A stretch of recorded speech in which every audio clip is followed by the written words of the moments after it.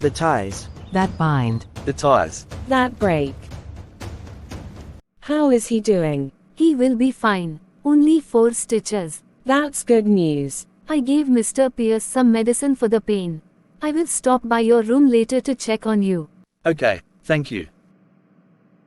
What kind of person has a medical clinic in his home? This villa is far from the city and a hospital, Dallas. I have a great deal of questions for you, Mother. So, where is Dana? Don't care. What I would like to know is, what the hell you meant when you said that man was almost my father? Keep your voice down. Right now I feel like shouting, so this is the best I can do. I think you should be more concerned with getting these bogus charges against me dropped. And getting us the hell out of here. You run off to Rio to stay with some man I've never heard of before. And now you're trapped in Rio. How can I focus on your case when I don't know what in the hell is going on here? Fine, Dallas. I'll give you the Cliff Notes version so we can concentrate on getting me out of here. I was a teenager when I met Emilio. I was here in a study abroad program. We fell in love and he asked me to marry him. Fell in love, did you? Sleep with him? Of course not. I was a virgin. I don't mean then, I mean since you've been back here.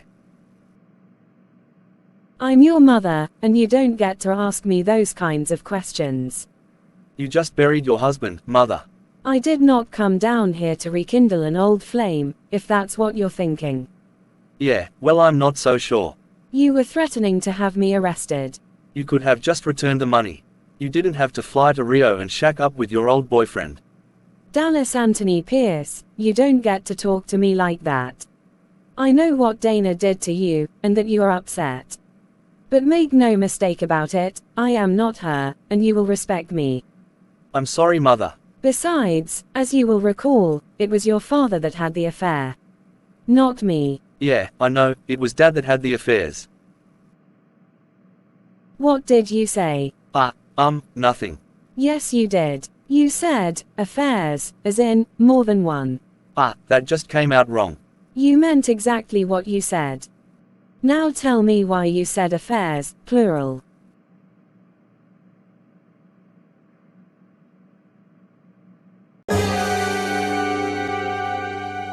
What the hell?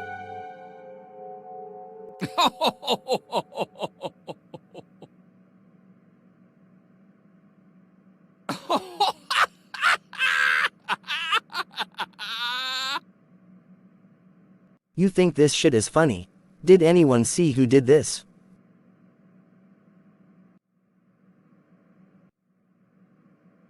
Yeah, okay, laugh it up. But you know what? I can buy another one of these tomorrow. You think you hurt me? I can buy 2 of these.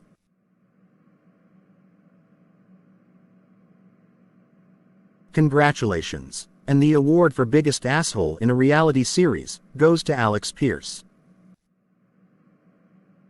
You come here in a $200,000 car, to a place where most of your employees are making ends meet, and then you're surprised when somebody does this to your car. Then you rub it in by telling them that you can afford to buy another one of these tomorrow. Actually it was 2, I think you said. Whatever. I know they say that money changes people, but damn. I've never seen a good guy turn so bad so fast.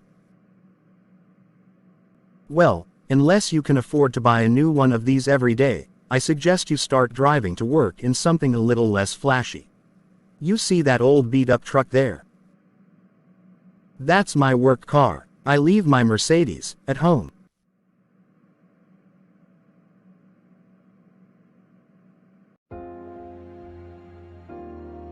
I should have never listened to Austin. Now Dallas hates me more than ever.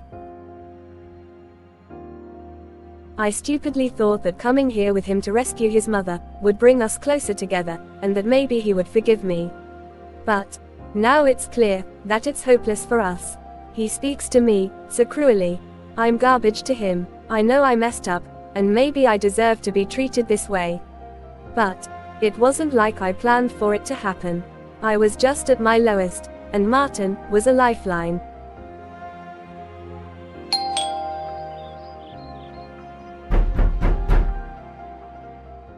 Dana, open this door, or I'm gonna break it down.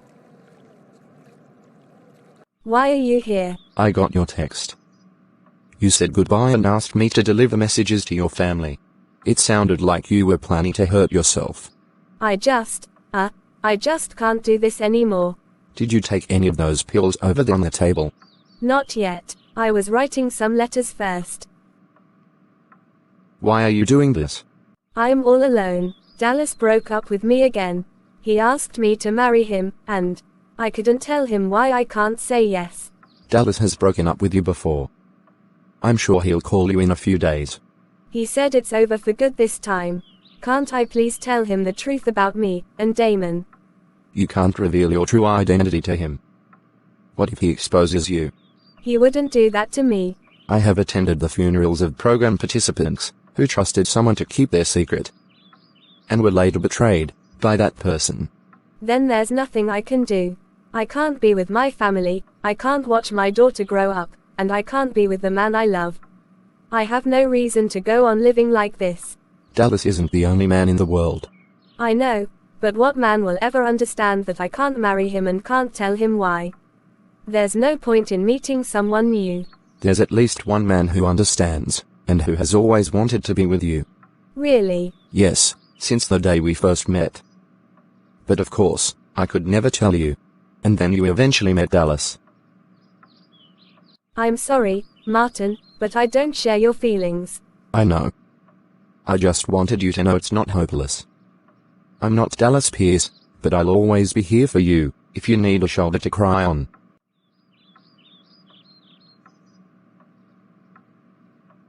Thank you. That makes me feel better. Do you want me to sit with you for a while? Yes. I don't think I should be alone tonight. Then I'll stay. And I'll be here every night, as long as you need me. You are not alone, Dana. Thank you.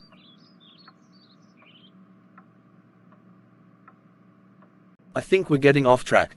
The important thing right now is your case. No, the only thing more important to me right now than getting the hell out of here is knowing what you meant by affairs. Well, Valise wasn't Dad's only affair. What?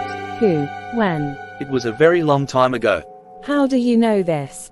How do you know it's true? Because I saw it with my own eyes. Tell me everything. I was about 8 years old when it happened. I had stayed home from school that day with a cold. You weren't home. I think you were at your weekly hair appointment, and the babysitter was asleep on the couch. I had heard the garage door opening, so I went downstairs to see Dad when he came in. Finally, I went to go see what was taking him so long. First I didn't see him. But then, I saw them, and heard them. It was Dad, and some woman. They were, well, they were kissing and the woman didn't have a shirt on. I just froze and stood there.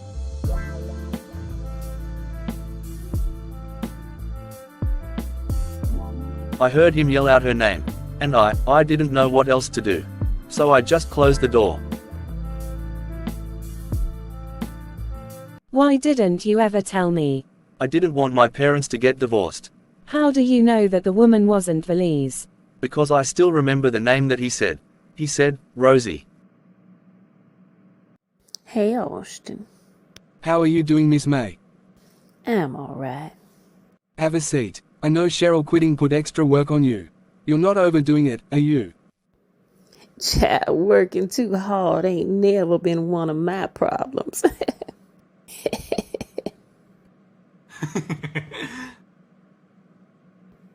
So how are you doing? I'm fine. Just a little worried about my mother. Your mother is gonna be just fine.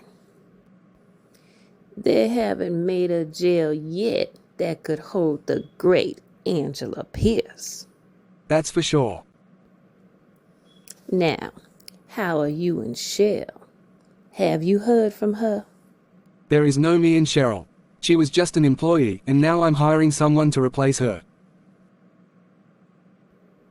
I guess you still ain't ready yet. Ready for what? A real woman. Someday, when you get tired of all those silicone wannabe models and hoochie sluts and gold diggers. You gon' figure out that there's more to life than just sleeping with pretty women.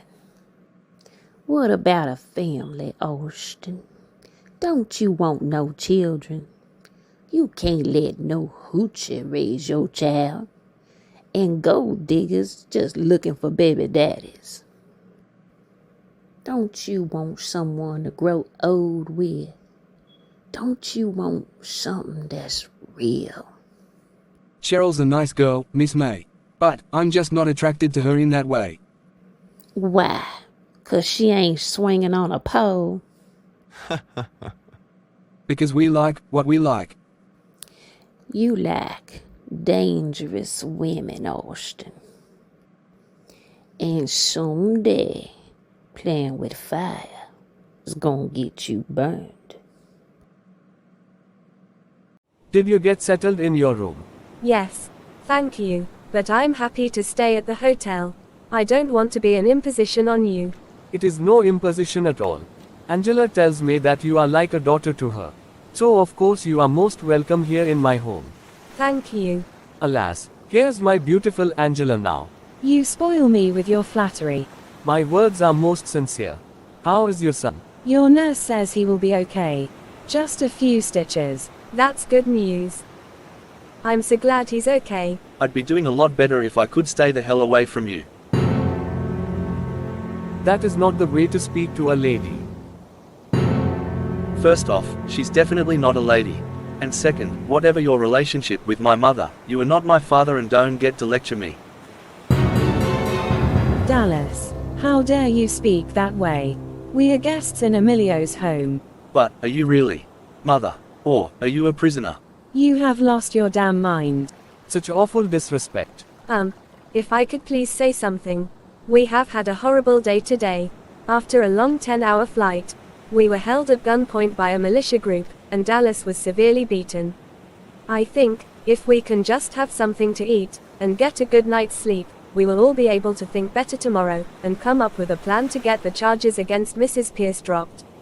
Yes, of course. My apologies to you both. I have been a most ungracious host.